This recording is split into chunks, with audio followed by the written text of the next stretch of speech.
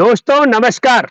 मैं हूं भूपेंद्र रावत और आज मैं बात करूंगा कि देश के प्रधानमंत्री ने दक्षिण अफ्रीका में जाकर ऐलान कर दिया कि भारत बहुत जल्दी ही 5 ट्रिलियन की अर्थव्यवस्था मतलब 5 लाख करोड़ अमेरिकी डॉलर की अर्थव्यवस्था का जो मुकाम है वो हासिल करने वाला है।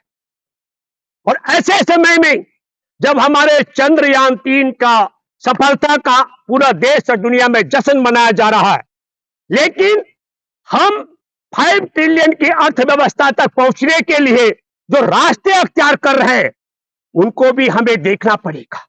आपको बात बताना चाहता हूं कि चंद्रयान 3 के निर्माण कार्य में जुटे वैज्ञानिकों की मदद में जुटे इंजीनियर और कर्मचारी 2900 का मैं जिक्र कर रहा हूं। पिछले 18 महीने से उनको वेतन नहीं मिला।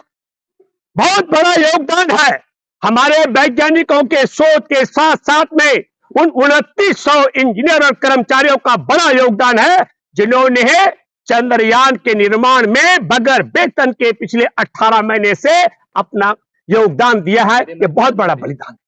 तो क्या हमारे देश के प्रधानमंत्री नरेंद्र मोदी देश के कामगारों का, देश के इंजीनियरों का वेतन रोक करके देश की अर्थव्यवस्था को 5 ट्रिलियन तक 5 लाख करोड़ अमेरिकी डॉलर के मुकाम तक पहुंचाने जा रहे हैं? तब इसमें बड़े सवाल हम कुछ करना चाहते हैं। मैं आपको बताना चाहता हूं आपके माध्यम से कि किस तरीके से भारत के तमाम सरकारी संस्थानों को बेचा गया और उससे दो बड़े नुकसान हुए। एक तो भारत की सरकारी संस्थानों की नीलामी के कारण जो हमारी राष्ट्रीय धरोहर है वहां हमारे देश से छीनकर निजी हाथों में सौंपी गई, और दूसरा इन निजी संस्थानों में मैं दिखा रहा हूं आपको, आप देखिए, मैं इनके नाम भी पढ़कर सुना सकता हूं, लंबी लिस्ट है। इनमें जो आरक्षण था हमारे देश में एससी और एसटी का, वह आरक्षण भी उनका खत्म कर दिया गया है। इसे कहते हैं एक तीर से दो शिकार।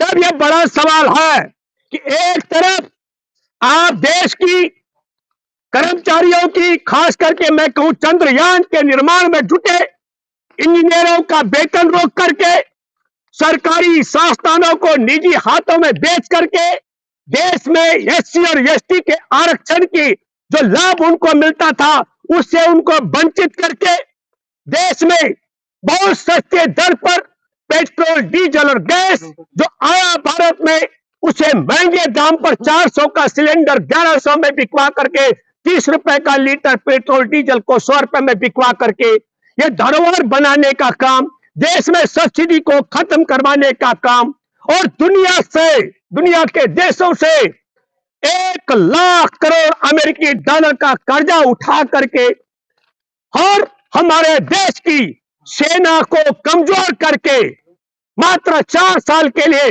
अग्निवीर की भर्ती करा करके पैसा जुटाने का काम किया जा रहा है। तो फिर देश को पूछना चाहिए कि हमारे यहां चंद्रयान 3 के निर्माण कार्य में जुटे HAL के इंजीनियर और कर्मचारियों को पिछले 18 महीने से सरकार ने वेतन क्यों नहीं दिया? तो इसका साफ जवाब है कि भारत के सरकारी संस्थानों को बिकवाने के बाद, दुनिया से 100 लाख करोड़ का कर्जा उठाने के बाद, सेना को कमजोर करके 4 साल के नाम पर अग्निवीर भर्ती कराने का और निजी कंपनियों के हवाले देश के सरकारी संस्थानों को बिकवाने का काम करने के बाद आज स्थिति क्या है? सरकार के पास पैसा नहीं है। मैं आपके माध्यम से आप सब जो श्रोता लोग हैं, आप भी भली भांति जानते हैं देशवासियों के पास भी पैसा नहीं है।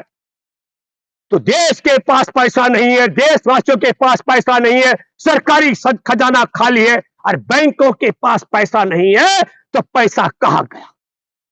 पैसा कहां गया यह सवाल होना चाहिए। तो क्या 5 ट्रिलियन के लिए 5 लाख करोड़ अमेरिकी डॉलर की अर्थव्यवस्था बनाने के लिए आप सब लोगों को मैं एक और बड़ा सवाल, क्या क्या तरीके हो सकते हैं?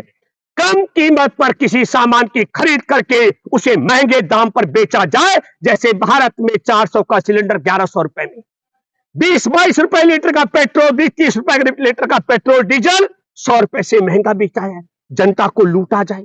दूसरा, टैक्स में हेरा फेरी की जाए। तीसरा, कामगारों को वेतन न दिया जाए। और चौथा, राजशाही टैक्स लगा करके खजाना भरा जाए।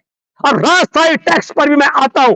ये पहले मैंने आपको बता दिया, कंपनियों की बीच से बेचने से लेकर दुनिया से कर्ज उठाने तक का हमारे देश के अंदर 166, मात्र 166 व्यक्ति ऐसे हैं जिनके पास देश की आधी आबादी के बराबर धन संपदा है।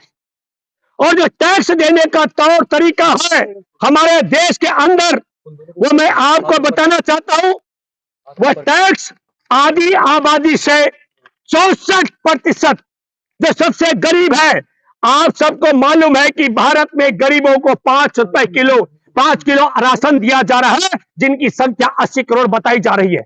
और 80 करोड़ से कम से 70 करोड़ लोगों से 64% टोटल जीएसटी वसूल करके 5 ट्रिलियन 5 लाख करोड़ अमेरिकी डॉलर का खजाना खड़ा करना चाहती है नरेंद्र मोदी की सरकार। और जो मध्यम वर्ग के लोग हैं 40%, उनसे 33% का कुल जीएसटी में 97% का योगदान।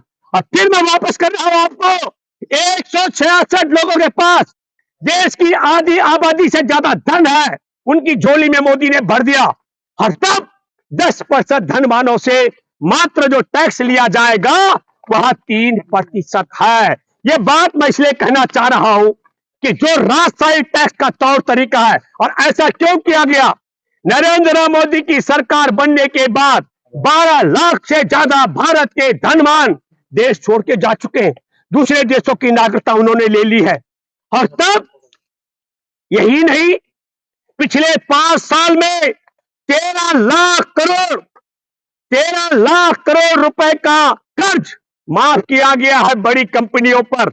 तो क्या देश की 5 ट्रिलियन की व्यवस्था के लिए 13 लाख करोड़ धनवानों का जो कर्ज है उन पर 13 लाख करोड़ का कर्ज माफ कर दिया जाए?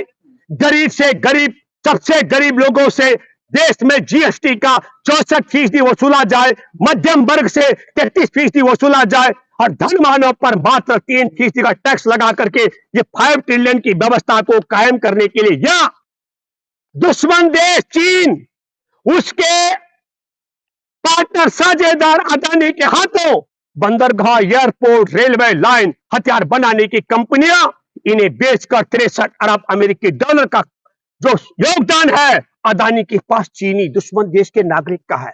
तो क्या हमारे देश के सामरिक दृष्टि से हवाई एयरपोर्ट, हर बंदरगाह से लेकर हथियार बनाने की कंपनियां दुश्मन देश को बेच करके क्या 5 ट्रिलियन का अर्थव्यवस्था को कायम करने के लिए ये सब तरीका अख्तियार किया जा रहा है? मैं एक